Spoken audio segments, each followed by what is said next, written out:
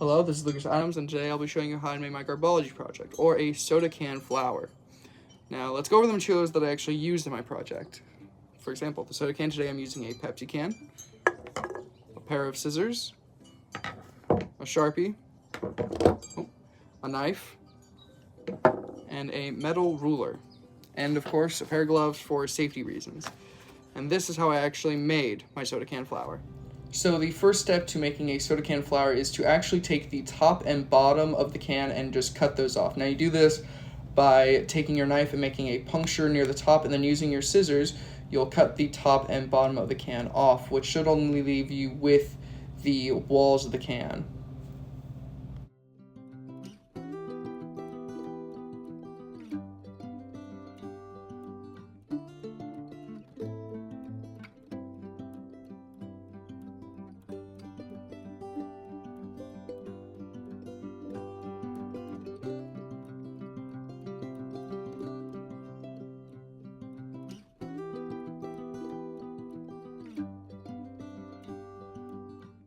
Now that you're done cutting off the top and bottom of the can, you can now move on to the next step, which is flattening what's left over of the can. You do this like how you do with the dollar bill and just rub it against the corner of something.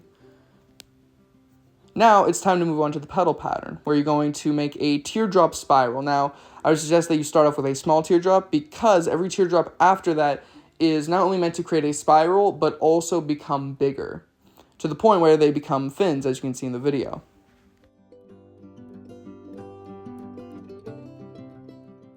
So now that you're done making the petal pattern, it's time to cut it out. Now, when you're doing this step, I would highly suggest you try to cut near the more narrow end of the teardrops, so that in the later steps, it's much easier to turn them into petals.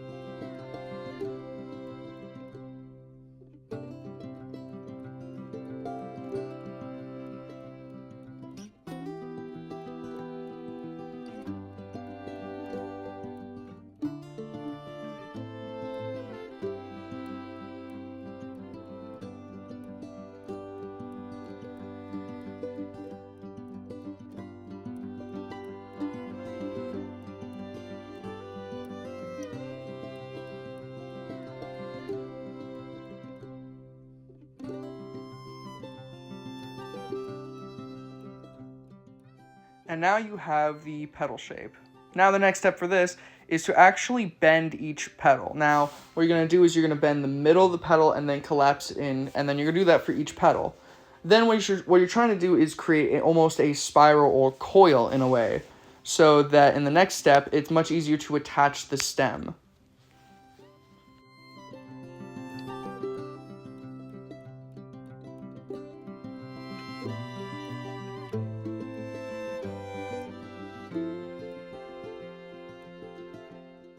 As you saw there, I made a tab in the last petal so that I can prevent the flower from uncoiling as soon as I let go of it. This might take you a few tries to do, but I would highly suggest that if you want to make it less tedious, like in the video, coil your flower first, then put the tab in.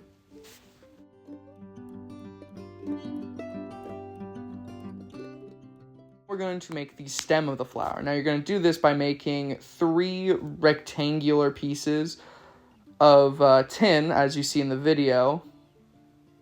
Cut them off from what's left of the can. And then what you're going to do is you're going to take the metal ruler and then fold each of them in half, or roughly in half. It doesn't really matter.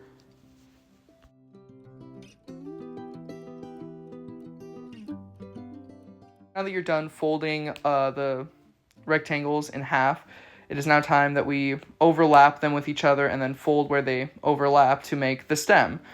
And when you're doing this, if any of your pieces of tin, like you see in the video, have any like extra bits, like if it's not perfectly folded in half, then just fold that extra bit on top of itself so that you can cover it up and it looks more consistent with itself.